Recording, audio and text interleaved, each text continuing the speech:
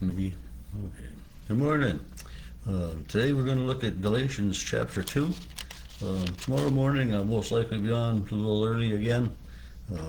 Just thanks for bearing with me on my time variance of different things. Galatians 2 begins with Paul saying that then after 14 years I again went up to Jerusalem. He had spent his first 3 years after his encounter with Jesus on the road to Damascus, preaching and teaching to the Gentiles. He hadn't gone to Jerusalem. And then, after 3 years, he said that he did go up there and visited and found that he was on the right track as they were on the right track. And 14 years later, again he goes. So 17 years Paul has been preaching to the Gentiles and traveling around. And I think about that. That's quite a time period to be traveling and spending time in different communities and preaching Jesus, encouraging them. And in that time, he wrote, many of these letters that we're going to continue reading in the Bible. He wrote during that time of his, of like this 14 years of his traveling around and teaching.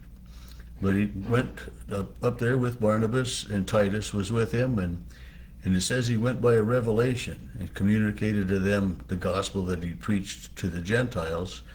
And he wanted to make sure that he was teaching the same Jesus Christ and in the same manner that they were.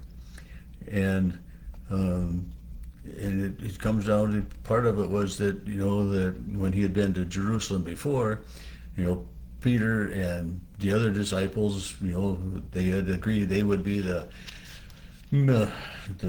disciples, the apostles to the circumcised, to the Jews, and that Paul would continue to be with the uncircumcised. And some of Paul's, right-hand men here, we find out, weren't circumcised. And there was a little bit of conflict yet about that.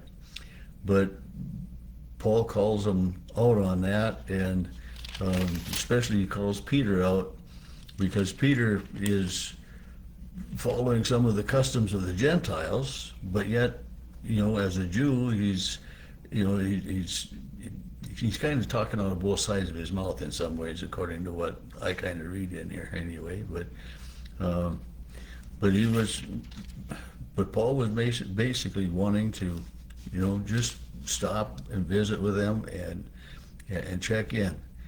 And he said, in verse 6, he says, those who seem to be something, whatever they were, it makes no difference to God. God shows no favoritism. God shows no partiality.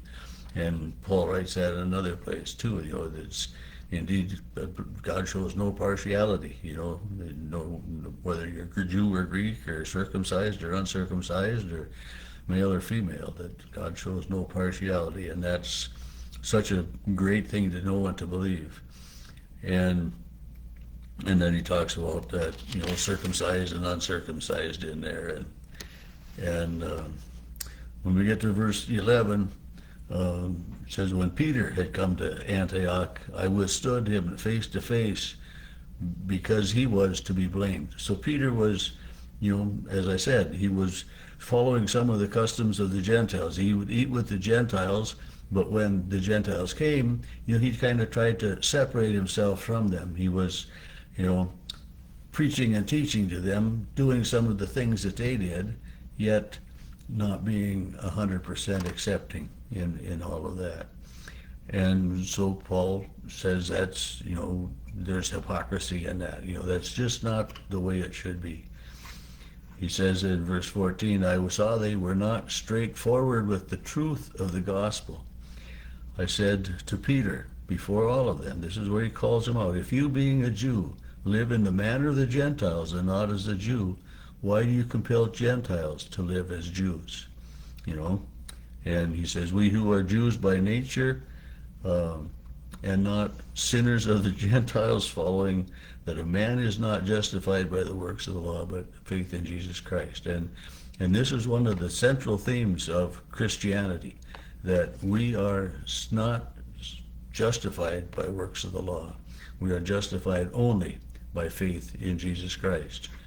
And it's, few years back, there was the faith alone, word alone, Christ alone, and this is still what the gospel is. There's no other salvation other than through Jesus Christ, and that's, Jesus says in John 14, I am the way, the truth, and the life. No one comes to the Father except by me, and Paul came to believe that and to preach that and to teach that exclusively, that forgiveness is only through Jesus Christ.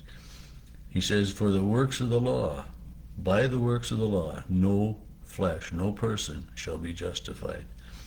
And this is the central teaching of Christianity.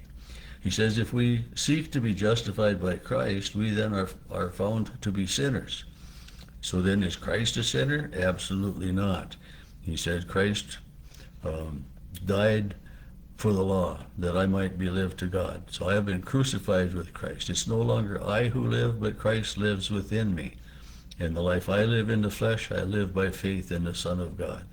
And so Paul just puts every bit of faith, every bit of trust, every bit of confidence in his right relationship with God, that it is in and through Jesus Christ.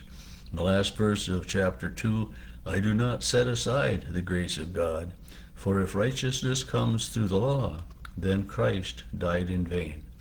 And we preach Christ. We preach Christ crucified. And in that crucifixion, we say Christ died for our sins. And it's in and through the death of Jesus and the resurrection of Jesus that we trust and we believe that we are then indeed forgiven sinners.